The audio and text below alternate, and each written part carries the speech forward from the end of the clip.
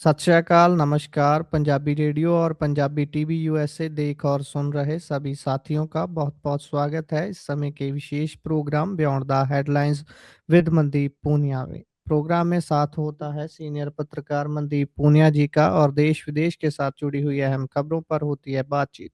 करते हैं सबसे पहले प्रोग्राम में पूनिया जी का स्वागत, फिर खबरों पर रुख करेंगे चर्चा। बहुत-बहुत स्वागत है पूनिया जी। जी, नमस्कार, सत श्री अकाल, आदाब। सत श्री अकाल, आदाब। रुख करें खबरों का। सबसे पहले खबर अगर लें, तो रुपए का क्या हाल-चाल है? ज़रा इस पे चर्चा कीजिए। जिस तरह से रुपया ज़मीन में धँसता जा रहा है, हालात बाज़ार के कुछ अच्छे नज़र नहीं आ रहे। कैसा हाल है निवेशकों का? देखिए लगातार जो रुपया है वो गिर रहा है और आज अगर हम बात करें तो 92 के पार पहुँच गया है और आरबीआई अब इसको बचाने में लगा हुआ है। जो जी, विदेशी निवेशक हैं, जो फ़ॉरेन इन्वेस्टर्स हैं, वो लगातार भारी बिकवाली कर रहे हैं और उसी के कारण रिकॉर्ड जो गिरावट है वो देखने को मिल रही है। अब मैं लगातार इस मामले पे कहते आया हूँ, 2024 से ही कह रहा हूँ। जब से जो लोकसभा का चुनाव खत्म हुआ था, उसके बाद से ही जो फ़ॉरेन इन्वेस्टर्स हैं, वो रिकॉर्ड स्तर पर भारत में बिकवाली कर रहे हैं। मैं देख रहा था कि जसप्रीत कालड़ा की रिपोर्ट मैं रॉयटर्स पर देख रहा था, उन्होंने कहा कि ये जो दबाव है, ये non deliverable forward NDF maturity and corporate hedging से जुड़ी डॉलर की माँग के कारण बढ़ा है। हालाँकि भारतीय रिज़र्व बैंक ने संभावित तौर पर हस्तक्षेप किया है, जिसके कारण जो रुपया है वो 92 के स्तर को पार करने से बच गया है। तो अभी हम देख रहे थे कि 91.98 50 जेड़ा जो है उतना रुपया $1 के हिसाब से उतना गिरा है और अंत तक ये कहा जा रहा है कि ये जो भाव है ये अभी रुकेगा क्योंकि जो आरबीआई है वो लगातार इसको लेकर काम कर रहा है। अब इसका कारण वही बाज़ार में घबराहट है, जो फ़ॉरेन इन्वेस्टर्स हैं वो लगातार अपने पैसे निकाल रहे हैं। उसमें हम लगातार कहते आए हैं कि जो सिंगापुर में जो पूरा मामला है उसको उसको लेकर भी कई बार आया कि बाज़ार एनडीएफ मैच्योरिटी की जो पहलकदमी है उसके कारण ये सारा कुछ हो रहा है। ख़ैर इसमें देखिए ना सिर्फ जो रुपया है वो डॉलर के मुकाबले कमज़ोर हो रहा है, बल्कि जो एशियन जो कहें कि मुद्राएँ हैं, ख़ासकर अगर बात करें कि जैसे चाइना का हो गया, जापान का हो गया, फिर सिंगापुर, इन एशियन मुद्राओं से के मुकाबले भी रुपया कमज़ोर साबित हो रहा है। एशिया की सबसे खराब प्रदर्शन करने वाली जो करेंसी है, वो इंडिया की रुपया बन गई है। तो ये एक बड़ा है और इसका एक कारण तो यही है कि अमेरिका के जो राष्ट्रपति डोनाल्ड ट्रंप, उन्होंने भारत पर 50% टैरिफ लगाया है, जिसके कारण जो ये मार है रुपये के ऊपर, ये और ज़्यादा गहराई है इस पे, और गहरी हुई है। ख़ैर अभी लगातार लोग तो ये जो मौके की हुकूमत है, वो तो ये दावा करती है कि हमारी तो अर्थव्यवस्था मज़बूत है, हमारी तो इकोनॉमिक्स मज़बूत है, तो फिर ये करेंसी कमज़ोर कैसे हो रही है? इस पे तो यही है कि जो भारत का जो औद्योगिक उत्पादन है, वो अगर देखें तो उसमें बढ़ोतरी है ज़रूर, बिल्कुल है। लेकिन जो जीडीपी के आंकड़े हैं, उनको उनके ऊपर लगातार सवाल बने रहते हैं। ख़ैर अभी यही है कि जो रिकॉर्ड बिकवाली है फ़ॉरेन इन्वेस्टर्स की, उसको ही मेन ये माना जा रहा है कि इनकी वज़ह से जो रुपया है, वो कमज़ोर हुआ है। जी। और इससे अगर आगे बढ़ें तो यूपी में जो संकट बीजेपी को सामने आ रहा है, बीजेपी को जो सामना करना पड़ रहा है, वो और भी गहरा होता जा रहा है। बेशक यूजीसी नियमों में अभी सुप्रीम कोर्ट ने रोक लगा दी है जो नए लाए गए थे। अभी कैसी स्थिति है वहाँ पर? देखिए, अभी भी जो बीजेपी जो है उत्तर प्रदेश में, उनके इस्तीफ़े रुक नहीं रहे हैं। कल भी हमने इशारा किया था कि उत्तर प्रदेश के जिले लेवल के जो बीजेपी के कार्यकर्ता हैं, वो लगातार अपने इस्तीफ़े दे रहे हैं। जी, उसमें जो मुख्य जो वर्ग है, उसमें जो ख़ासकर ये वो लोग हैं जो सवर्ण समुदाय से हैं, और सवर्णों में भी ख़ासकर ब्राह्मण हैं। ब्राह्मण जाति ये मानकर बैठ रही है उत्तर प्रदेश में कि बीजेपी ने हिंदू धर्म का सबसे ज़्यादा नुकसान किया है, हिंदुत्व का नुकसान किया है और जो सवर्णों का नुकसान किया है। इसमें एक बड़ा कारण जो शंकराचार्य की जो बेअदबी का मामला है, शंकराचार्य को ना तो मौनी अमावस का स्नान करने दिया गया, ना फिर उन्होंने बसंत पंचमी का स्नान किया। आखिरी में वो हार कर 15 दिन आंदोलन पर बैठे रहे और फिर वापस अपनी कहें कि वो अपने जो मन उनके मन में था स्नान करने का और जो उनका अपमान हुआ, वो अपने मन में ही लेकर चले गए और उन्होंने कहा कि ये समय बताएगा कि किसकी हार हुई है, किसकी जीत हुई है। धर्म की हमेशा विजय होती है, इसलिए धर्म विजय रहेगा और जो मौके की हुकूमत है, जो योगी सरकार है, वो ज़रूर हारेगी। तो ये वो कहकर गए हैं और श्राप दिया है उन्होंने। तो इस वजह से देख रहे हैं कि जो ब्राह्मण समुदाय है, उसमें भी खासी हलबली है और जो बीजेपी के ब्राह्मण नेता हैं, उनमें बेचैनी है, अंडरकरंट जैसा शब्द तो थोड़ा क्या ही कहें, लेकिन ये ज़रूर है कि बेचैनी रेस्टलेसनेस सही शब्द है। रेस्टलेसनेस है बहुत लगातार और 40 ब्राह्मण विधायक हैं, उन्होंने इवन पार्टी को लिख के भी दिया है। जो बीजेपी के उत्तर प्रदेश में 40 ब्राह्मण विधायक हैं, उन्होंने चिट्ठियाँ भी लिखी हैं और कहा भी है कि भाई हमारे साथ बुरा होगा, आप ऐसे ब्राह्मण समुदाय को, पुरोहित समुदाय को ऐसे आप हिंदू धर्म के नाम पर जो कुछ हो रहा है, वो आप बंद करिए। तो ये एक मामला है। बनारस में भी जो मतलब मणिकर्णिका घाट तोड़ा गया है, अहिल्याबाई की जो मूर्ति तोड़ी गई, बहुत सारे मंदिरों को तोड़ा गया, वो सारा कुछ हुआ। उसको लेकर जो ब्राह्मण पंडा समाज है, बेसिकली तो जो बनारस है वहाँ पे पंडा समाज बोला जाता है ब्राह्मण समाज को। तो पंडा समाज है वो काफ़ी आक्रोश में दिखा और उनके ऊपर पहरा भी लगा दिया गया है। वो अपनी मीडिया में कोई बात रखते हैं तो जो सीआईडी वाले हैं वो फ़ोन लेके उनकी रिकॉर्डिंग करने लगते हैं और बाद में उनको परेशान किया जाता है। तो ये सब बेचैनियाँ हैं। उत्तर प्रदेश में जो ब्राह्मण वोट बैंक है वो बीजेपी से खिसक रहा है। जी, जी। और इससे अगर आगे बढ़ें तो ट्रेड यूनियंस ने देश के उद्योगीय विकास को रोका, कई यूनियंस बंद करवाई। सीजेआई जो सूर्यकांत है, उनकी ये टिप्पणी है, इसको कैसे देखा जाए? देखिए, जो सुप्रीम कोर्ट के चीफ जस्टिस ऑफ इंडिया है सूर्यकांत, वो सूर्यकांत शर्मा का हमें दिख रहा है, उन्होंने यूजीसी की जो गाइडलाइंस थी, इक्विटी गाइडलाइंस, उनके ऊपर जिस हिसाब से रोक लगाई, तो वो भी समझ में आया कि वो सरकार के पक्ष में बैटिंग कर रहे हैं। जब अली महमूदाबाद वाला केस था, उसमें भी उन्होंने जो टिप्पणी की थी, तो उसके बाद भी लगा था कि हाँ, वो सरकार के लिए बैटिंग करे। अब तो क्लियर हो गया है, उन्होंने जो इंडस्ट्रियल एरियाज़ में जो ट्रेड यूनियंस चलती हैं, मज़दूरों की जो यूनियनें चलती हैं, उनके ऊपर जी, निशाना साधा। उन्होंने कहा है कि इन मज़दूर यूनियनों की वज़ह से जो इंडस्ट्रियल यूनिट्स हैं वो बंद हो जाती हैं, औद्योगिक इकाइयाँ बंद हो जाती हैं। इनको झंडा यूनियन कहा है। तो ये बड़े उन्होंने खराब किस्म के अपन कहें कि कमेंटबाज़ी की है और ये जो सारा मामला था, ये मामला हम सबको पता है कि जो कर्मचारियों से जुड़ा हुआ था और जो नए न्यू लेबर कोड आए हैं, उनके उनको लेकर था और भी कई सारे मामले थे। लेकिन सीजेआई ने जो रुख लिया है, वो अपने आप में प्रॉब्लमैटिक है। हालाँकि किसान आंदोलन के दौरान भी उस समय भी जो चीफ जस्टिस थे, उन्होंने किसानों के विरुद्ध भी स्टैंड लिया था और किसान यूनियनों के बारे में भी बहुत ऐसे कमेंट किए थे, वो बात नहीं है। और अब मज़दूर यूनियनों के बारे में देखने को मिल रहा है, जब लेबर कोड लेके आए हैं। तो ये बड़ा अजीब है और सुप्रीम कोर्ट का काम ये बताना नहीं होता कि मतलब भई समाज का ये वर्ग खराब है और ये अच्छा है, उसका काम है न्याय करना। अगर आपके पास कोई चीज़ आई है तो उसकी मेरिट्स के ऊपर आप इंडियन कॉन्स्टिट्यूशन के हिसाब से, नियम कायदे कानूनों के हिसाब से न्याय करिए। आप ये मत बताइए कि फलाँ जो समुदाय है, मज़दूर है, जो यूनियनें हैं वो तो खराब है और सरकार बहुत अच्छी है। ये आपका काम बिल्कुल भी नहीं है। बिल्कुल, बिल्कुल। आगे बढ़ें तो बात राज्यों की वित्तीय स्थिति की करते हैं, तो चिंता का विषय बना हुआ है। बेशक पंजाब को ले लें और बहुत सारी स्टेट्स हैं, तकरीबन हर स्टेट कर्ज़े के ऊपर ही चल रही है। देखिए, क्योंकि हम पंजाब की खबरें ज़्यादा करते हैं और लगातार जैसे मनप्रीत बादल जैसे ही हम इकोनॉमिक क्राइसिस की बात करते हैं, फाइनेंशियल डेट की बात करते हैं, तो एकदम से मनप्रीत बादल की जो स्टेटमेंट थी, खजाना खाली है, वो याद आने लगती है। तो हमें लगता है कि पंजाब तो पता नहीं कितने क्राइसिस में, पंजाब से ज़्यादा क्राइसिस आपको हैरानी होगी कि कर्नाटक, महाराष्ट्र, तमिलनाडु और उत्तर प्रदेश, ये बड़े सूबे हैं, ये भी बड़े कर्ज़दार बने हुए हैं। अ, अगर आप डेट का जीडीपी के रेशियो में अगर देखेंगे तो 82% पार हो चुका है, जो भारत के सारे सूबों का मामला है। मतलब हरियाणा भी ठीक-ठाक क्राइसिस में है, ऐसी कोई बात नहीं है।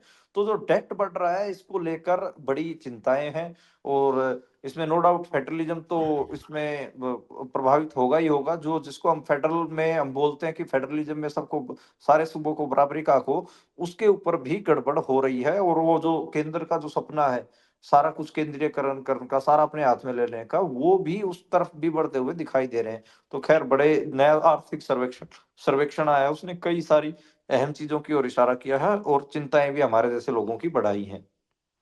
जी, बिल्कुल, बिल्कुल। और इससे आगे अगर बढ़ें तो सरकार गिराने की बात नहीं की है, ये सोनम वांगचुक ने जो अरब स्प्रिंग जैसे बयानों को आरोपों को नकार दिया है। देखिए, बड़ा अजीब है कि मतलब सुप्रीम कोर्ट में जब बात जा रही है, तो उसमें सरकार कह रही है कि हमने इसलिए अरेस्ट कर रखा है क्योंकि सोनम वांगचुक कह रहे थे कि मैं सरकार गिरा दूँगा। तो जी, ये अब आप सोच के देखिए, जैसे तो आप देखेंगे तो भारत में तो बहुत सारे लोग कहते रहे हैं कि हम सरकार गिरा के अपनी सरकार गिराएँगे। मैं राम मनोहर लोहिया की वो चीज़ें याद करता हूँ, जो वो कहते हैं कि जब तक अगर संसद सड़क खाली रहती है, तो संसद आवारा हो जाती है। तो काबू में जी, रखने के लिए सड़कों पे रहना पड़ता है। ऐसे-ऐसे बयान दिए जाते थे, सरकार गिराने की तो कई बार बातें होती थी। ख़ैर, लेकिन अब मैं सोनम वांगचुक के पुराने बयान भी देख रहा था, उस उन्होंने कहीं पे भी ये नहीं कही कि हम इस सरकार को गिरा देंगे, वो सरकार के खिलाफ आंदोलित थे और उन्होंने अपनी बात भी रखी है। उन्होंने कहा कि मैं सरकार की आलोचना करता था और विरोध करता था, ये मेरा लोकतांत्रिक अधिकार है।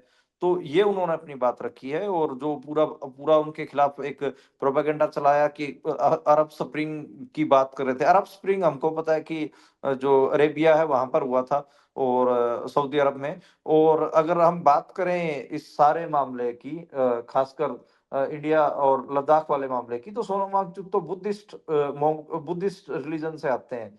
तो वो कहाँ से मतलब उधर का एग्ज़ाम्पल लेंगे और उन्होंने लिया भी नहीं। फिर भी उनको मतलब पूरा इस तरीके की झूठी चीज़ों में फँसाया जा रहा है। तो जो वीडियोज़ हैं, वो लगातार एडिटेड करके चलाए जा रहे हैं। सुप्रीम कोर्ट में जो उनके वकील थे कपिल सिब्बल, उन्होंने कहा भी कि आप वीडियो को देखिए। वीडियो का जो बिना एडिटेड वर्ज़न है, उनको सुनिए, आपको साफ पता लग जाएगा। उन्होंने कोई ऐसी बात ही नहीं की। उन्होंने तो केंद्र सरकार से संविधान की 6ठी अनुसूची में करने की बात कही थी, इसको लद्दाख को करने की और उसका स्टेटहुड बरकरार रखने की बात ये कहा था कि स्टेटहुड दो लद्दाख को और तो कोई बात भी नहीं हुई है।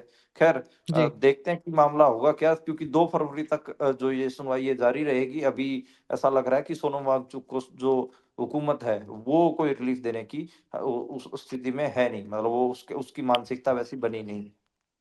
जी, आगे बढ़ें तो बात कांग्रेस के अंदर के हलचल की करते हैं। शशि थरूर, राहुल गांधी और खड़गे के बीच 2 घंटे लंबी मीटिंग चली है। वैसे तो बातें इनके द्वारा होनी चाहिए कि देश में कैसे आगे बढ़ना है, जो मुद्दे का टॉस किए जाते हैं बीजेपी की ओर से, उनको कैसे टैकल करना है, देश को कैसे लामबंद करके आगे बढ़ना है, लेकिन ये खुद में ही उलझे हुए नज़र आते हैं। थरूर राहुल और खड़गे के बीच में 2 घंटे लंबी बैठक हुई है। कौन-सा मुद्दा सुलझा है? देखिए, इसमें यही है कि केरल की जो मीटिंग थी, केरला में चुनाव होने वाले हैं विधानसभा में, तो शशि थरूर चाहते थे हम सबको मैंने कई बार बताया भी कि उनको मुख्यमंत्री का उम्मीदवार ऐलान दिया जाए, लेकिन ऐसा कांग्रेस नहीं कर रही थी। तो उसके बाद शशि थरूर ने प्रो मोदी स्टैंड लेने शुरू कर दिए थे। वो हमने ऑपरेशन सिंदूर के बाद देखा भी था कि लगातार वो प्रो मोदी स्टैंड ले रहे थे। उसके बाद अब मिडल ग्राउंड खोजने के लिए जो पार्लियामेंट में मल्लिकार्जुन खड़गे का जो ऑफिस है, वहाँ पर तीनों की मुलाकात हुई। राहुल गांधी भी मौजूद थे, मल्लिकार्जुन खड़गे भी और शशि थरूर भी। उसमें यही निकल कर आया है कि जो मिनिमम कॉमन ग्राउंड खोजे गए हैं और शशि थरूर को मना लिया गया है। शशि ये भी कहा गया है कि जो केरला के मामले में राहुल गांधी या मल्लिकार्जुन खड़गे किसी को भी मुख्यमंत्री पद का उम्मीदवार नहीं ऐलानेंगे और जो चुनाव है, वो सभी चेहरों के साथ लड़ा जाएगा और कांग्रेस के लिए जो शशि थरूर हैं वो एक महत्वपूर्ण प्रॉपर्टी हैं। ये बात राहुल गांधी ने उनको कही है, तो देखते हैं कि आगे बनता क्या है। लेकिन ये एक बार के लिए माना जा रहा है कि शशि थरूर को कांग्रेस ने राहुल गांधी ने मना लिया है। जी। और इससे आगे बढ़ें तो डिजिटल लत जो है, डिजिटल चीज़ों की ज़्यादा यूसेज के बारे में, ये चेतावनी आई है इसको लेकर और ऑनलाइन प्लेटफ़ॉर्म्स पर पहुँच के लिए आयु सीमा होनी चाहिए। वैसे ऑस्ट्रेलिया जैसे देशों ने ये कर भी दिया है। अगर यहाँ पर इसकी बात हो रही है, तो इसको कैसे देखा जाए? देखिए हमको पता है कि 1 फरवरी को बजट पेश होने जा रहा है, उससे पहले इकोनॉमिक सर्वे जो होता है वो रखा जाता है। इकोनॉमिक सर्वे में ये बात कही गई है और इकोनॉमिक सर्वे में ये बात निकल के आई है कि बच्चों में लगातार जो स्कूलों में डिजिटल डिवाइस दिए जा रहे हैं, बत माँ-बाप जो डिजिटल डिवाइस दे रहे हैं, उनकी वजह से डिजिटल लत लग रही है और बच्चे लगातार उसके आदी हो रहे हैं और जो कि हानिकारक है। ऑनलाइन जो सामग्री से बचाने के लिए बात हो रही है और उसमें इस रिपोर्ट में ये आर्थिक सर्वेक्षण में इकोनॉमिक सर्वे में ये कहा गया है कि आपको एजुकेशन में जो सरल उपाय थे शिक्षा पढ़ाने के, वो इंट्रोड्यूस करने पड़ेंगे। जो स्मार्ट क्लास के नाम पे और स्मार्ट पढ़ाई के नाम पे ऑनलाइन और टैब पकड़ा दिए बच्चों के हाथों में, ये सब जो टेक्नोलॉजी पकड़ाई जा रही है, उसके नुकसान हो रहे हैं। जो ट्रेडिशनल वे ऑफ टीचिंग था, जिसको रूट लर्निंग भी बोलते हैं बहुत सारे लोग, तो रूट लर्निंग की तरफ बढ़ना पड़ेगा, ये बात कही गई है। और उसमें ये भी कहा गया है कि आपको सर्टेन एज तक के बच्चों के ऊपर रोक भी लगानी पड़ेगी कि भाई 13 या 15 तक के उम्र के बच्चे फोन या फिर एप्स नहीं चला पाएंगे, सोशल मीडिया एप्स। ये बात कही है और सोशल मीडिया के बारे में भी उसमें जिक्र किया गया है और डिजिटल जो साक्षरता है, डिजिटल वेलनेस करिकुलम है, इन सब के बारे में बात की गई है। जी। उधर अगर बात सोने और चांदी के भाव की करें तो आज इसमें क्रैश देखने को मिला है, चांदी और सोना दोनों में। खास वजह क्या है इसकी इतना क्रैश आ जाने की? देखिए, क्रैश बहुत बड़ा है और आपने सही कहा कि आज चाँदी में क्रैश हुआ है, सोने में क्रैश हुआ है। मैं इस खबर को देख रहा था तो मैं भी एकदम से हैरान हुआ था क्योंकि लगातार पिछले कई दिनों से जो सोना था और जो चाँदी था वो बढ़ता ही जा रहा था। जो क्रैश हुआ है चाँदी में, 67,000 रुपए जो है चाँदी आज टूटी है। एकदम से 67,000 रुपये जो चाँदी है वो टूटी है और तकरीबन सवा 3 लाख रुपए उसकी कीमत रह गई है। सोना 15,000 रुपए सस्ता हुआ है और 1.5 लाख उसके 1 लाख 54,000 उसकी जो कीमत है वो रह गई है। अब इसमें देखो बहुत सारे चीज़ों के बारे में तो हम पहले ही बात कर रहे थे। इसमें जो एक चीज़ निकल कर आई है कि वो जो मुनाफ़ा वसूली है मार्केट की, उसके कारण दिख रहा है और 17% एकदम से चाँदी गिरना एमसीएक्स पे, वो एक बड़ी चीज़ है और इसमें रिकवरी की एक बात कही जा रही है कि जो रिकवरी है वो शायद अब मुश्किल है और अब इसमें लगातार गिरावट देखने को मिलेगी और गिरावट का ट्रेंड वो लगातार रहेगा। सराफा बाज़ार है उसमें अगर बात करें तो लगातार जो चाँदी है और जो सोना है उसके ऊपर जो सेलर्स हैं वो सस्ते रेट अभी से उन्होंने ऑफ़र शुरू कर दिए हैं। तो ये 30 जनवरी को सोने की और चाँदी की कीमतों में ख़ासा जो है वो क्रैकडाउन देखने को मिला है और मामला वही कि जो अभी जो मुनाफ़ा वसूली है, उसके कारण ये जो क्रैश है वो देखने को मिल रहा है। लोग बहुत परेशान थे और जब तक जो एक सही रेट है, उस तक चीज़ें नहीं आ जाती तब तक जो ये परेशानी है, ये थमने वाली नहीं है। जी। और इससे आगे बढ़ के बात बांग्लादेश की करें तो बांग्लादेश के साथ जो डिप्लोमैटिक तौर पर दिक्कत आई है भारत की, उसके बाद बांग्लादेश भी लगातार तेवर दिखा रहा है। अभी इम्पोर्टेंट जगह में बांग्लादेश ने चाइना को जगह दी है। देखिए, बांग्लादेश ने वो जो इलाका था वो किससे छीना? भारत से छीना। भारत से जी। स्पेशल इकोनॉमिक ज़ोन जो भारत बनाना चाह रहा था और पास भी हो रखा था, तो उसको छीन लिया है और चीन को ड्रोन फैक्ट्री बनाने के लिए ज़मीन दे दी है। बांग्लादेश को अब चीन 20 चीनी फाइटर जेट हैं, वो भी देगा। तो ये एक बड़ा मामला है कि भारत को 850 एकड़ में ज़मीन पे अपना काम करना करना था, एक स्पेशल इकोनॉमिक ज़ोन बनाना था, वो रद्द कर दिया और जो ज़मीन थी वो चीन को ड्रोन बनाने के लिए दे दी, ड्रोन टेक्नोलॉज़ी ट्रांसफ़र करने के लिए भी राज़ी हो गए हैं। इसके अलावा आप जो चीन है वो बांग्लादेश को फाइटर जेट भी दे रहा है और 10 सी फाइटर जेट देने की डील लगातार चल रही है, तो ये बड़ा मामला है। 10 साल पहले भारत को ज़मीन मिली थी, 2015 में वो जो इंडियन इकोनॉमिक ज़ोन है उसका समझौता हुआ था और उसको अब 10 साल बाद रद्द कर दिया है। तो जो साउथ एशिया की जो पॉलिटिक्स है वो दरतर लगातार बदल रही है और जो बांग्लादेश का चाइना के साथ जाना और भारत के साथ सही संबंध ना रखना वो कहीं ना कहीं भारत को नुकसान करेगा। तो ये एक मामला है और ये चीजें लगातार बढ़ रही हैं। इसमें होगा यही कि जो साउथ एशिया का जो लोकल ट्रेड है और उसकी जो सप्लाई चेन है उसमें इंडिया कमज़ोर होगा और बांग्लादेश है वो चीन के बराबर में थोड़ा-सा मज़बूत होते दिखेगा चीन के सपोर्ट के कारण। तो ये एक मामला है और रणनीतिक फ़ायदे लेने की कोशिश भी बांग्लादेश कर रहा है। जी, जी।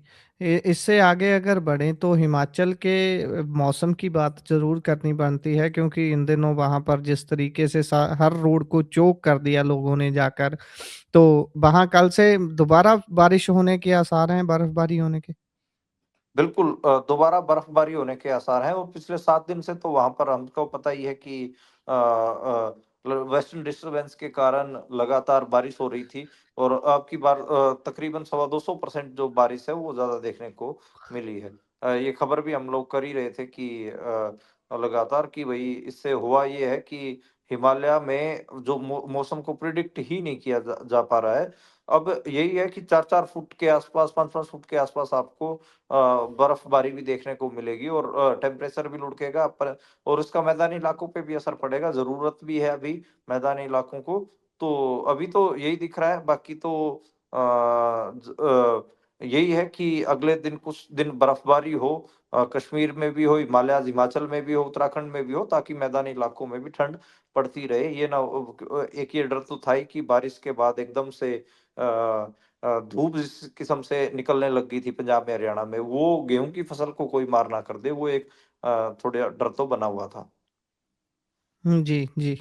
आगे बढ़ें तो पंजाब में चुनाव से पहले-पहले एसआईआर होने के चर्चे हैं। लगता है कि बड़ी मात्रा में वोट्स कटेंगी, क्योंकि अगर इसको भाजपा के एंगल से देखा जाए तो पंजाब भी एक ऐसी स्टेट है वेस्ट बंगाल की तरह, जहाँ पर भाजपा के पैर नहीं लग पाते। तो क्या पंजाब में भी बड़ी हलचल, बड़ी नंबरों में गिनती में वोटें कटती नज़र आ सकती हैं? देखिए, पंजाब के मामले में जो चिंताएँ हैं वो दूसरी हैं। पंजाब में चिंताएँ इस वज़ह से मैं कह रहा हूँ 2027 से जो 2027 का विधानसभा चुनाव होने जा रहा है, उससे पहले वहाँ पर मतदाता सूची का स्पेशल इंटेंसिव रिवीजन किया जाएगा, एसआईआर किया जाएगा और ये मामला फरवरी-मार्च से ही शुरू हो जाएगा।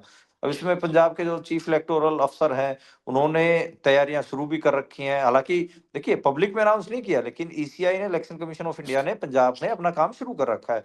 तो मेबी फरवरी के मिड तक, ये 15 फरवरी के आसपास ही अनाउंस कर दें कि हम एसआईआर करने जा रहे हैं। अब मैं आपको बताता हूँ कि पंजाब में एसआईआर से क्या-क्या चीज़ें हैं, कौन-कौन सी ऐसी चीज़ें हैं जिनसे लोगों को लग रहा है, थोड़ा डर लग रहा है। पहली चीज़ ये है कि क्या पंजाब के ऐसे लोग जो पंजाब के वोटर हैं लेकिन कहीं बाहर नौकरियाँ कर रहे हैं, क्या उनकी वोटें काटी जाएँगी? पहले ही पंजाब में जी। तकरीबन 35 विधानसभा सीटें ऐसी हो चुकी हैं, जहाँ पर जो प्रवासी वोटर्स हैं, वो एक साइज़ेबल नंबर्स में हैं। खासकर लुधियाना के इलाके में, शहरी इलाकों में, पंजाब के शहरी इलाकों में आपको वो दिखता है कि वहाँ पर प्रवासी वोटर्स की ठीक-ठाक संख्या है। दूसरा, अगर यहाँ के जो लोकल जो पंजाब के लोग हैं, जो बाहर अपना रोज़गार कर रहे हैं, अगर उनकी वोटें काट दी जाएँगी, तो उसका असर ये होगा कि लोकल्स की और ज़्यादा वोटें कम होंगी। उसमें ये भी देखना होगा कि जो प्रवासी वोटर्स उत्तर प्रदेश, बिहार के भी वोटर्स थे, जो अभी बिहार के चुनाव में वोट डालने गए थे, क्या उनकी वोटें पंजाब में बची रहेंगी? अगर उनकी वोट नहीं काटी जाती है पंजाब में, जी। तो उसके कारण भी एक नुकसान पंजाब को होगा। तो पंजाब में जो एसआईआर होने जा रहा है, वो काफ़ी विवादित रहेगा। उसका दूसरा कारण है डेमोग्राफिक चेंज। लोग जो पंजाब के लोग हैं, वो लगातार इस मामले में कह रहे हैं कि डेमोग्राफिक चेंज हो रहा है। हमारे जो पॉलिटिकल डिसीजंस हैं, देखो, पॉलिटिकल डिसीजन मेकिंग कैसे इंडिया में तय होती है, वो वोट से तय होती है। तो अगर मान लो जी। कि वोट का दम ही लोकल आदमी का नहीं बचेगा, जो पंजाबी का, अगर हम कहें कि पंजाब के आदमी का अगर वोट की ताकत भी नहीं बचेगी, तो फिर उसकी वो पॉलिटिकल डिसीजन मेकिंग में कहीं नहीं खड़ा रहेगा। वैसे ही भारत में जो पंजाब को लेकर जो स्टेट है, जो एजेंसीज़ हैं, वो काफ़ी स्ट्रॉन्ग है। थोड़ा बहुत जो डेमोक्रेटिक राइट्स मिलते हैं पंजाब के लोगों को अपनी खुद की सरकार चुनने के, उसमें भी अगर उनकी से कम हो जाएगी, उनकी जो वोट की ताकत है वो कमज़ोर पड़ेगी, तो इस किस्म के जो अपन कहें कि चिंताएँ पंजाब के लोगों में लगातार हैं। अब ये एसआईआर शुरू तो होने जा रहा है, इसको इसको विवादित तो रहेगा ही और इसको लेकर अब जी। चिंताएँ भी हैं, क्योंकि अभी तक जो तैयारियाँ तो चल रही हैं, अनाउंस की नहीं गई हैं, तो ऐसे शुरुआत से ही थोड़ा-थोड़ा लोगों में शक घुसना शुरू हो गया है। जो पंजाब के सिविल सोसाइटी के मेंबर्स हैं, मैं देखता हूँ चंडीगढ़ में, वो काफ़ी इसको लेकर चिंतित हैं। लगातार इंटरनल ग्रुप्स में डिस्कशन होनी शुरू हो चुकी है। तो अब देखते हैं, सीनियर पत्रकार भी आपस में इसको लेकर बात कर रहे हैं कि भाई ये एसआईआर पंजाब में शुरू होगा तो उससे क्या किस किस्म का जो रवैया है चुनाव का आयोग का रहेगा, और बीजेपी क्या जो जैसे पश्चिम बंगाल में अपना खेल कर रही है, क्या वैसा ही खेल पंजाब के मामले में तो नहीं करेगी। तो ये तमाम चिंताएं पंजाब के लिए सता रही हैं, पंजाब को सता रही हैं। जी, हैरान करने वाली ये बात तो रहेगी, लेकिन सबकी नज़रें ज़रूर इस बात पर टिकी हुई हैं कि पंजाब में जब एसआईआर होगी, तो इलेक्शन कमीशन कैसे उसको कंडक्ट करेगा, कैसा सारा सिस्टम रहेगा। खैर, देखते हैं, क्योंकि पंजाब में अगर बीजेपी की 27 की तैयारियां देखी जाएँ, तो वो शुरू भी हो चुकी हैं। जिस तरीके से ख़ास तौर पर पंजाब में जो डेरे हैं, उनको अप्रोच करना शुरू कर दिया है बीजेपी ने। अभी बीजेपी के अगर बात करें, बीजेपी के क्या पूरे देश के ही प्रधानमंत्री की बात करें, तो वो 1 फरवरी को पंजाब आ रहे हैं। खास डेरे को चुना गया है, दोआबे को चुना गया है, खास तौर पर एससी वोट को काट करने के लिए। ये बड़ा एक टाइम होगा, बड़ा एक मूवमेंट होगा। देखते हैं क्या बनता है। सो खैर, इसी के साथ प्रोग्राम का समय यहाँ समाप्त होता है। आप जुड़े जानकारियाँ साझा की, बहुत-बहुत धन्यवाद। धन्यवाद, धन्यवाद गुरप्रीत।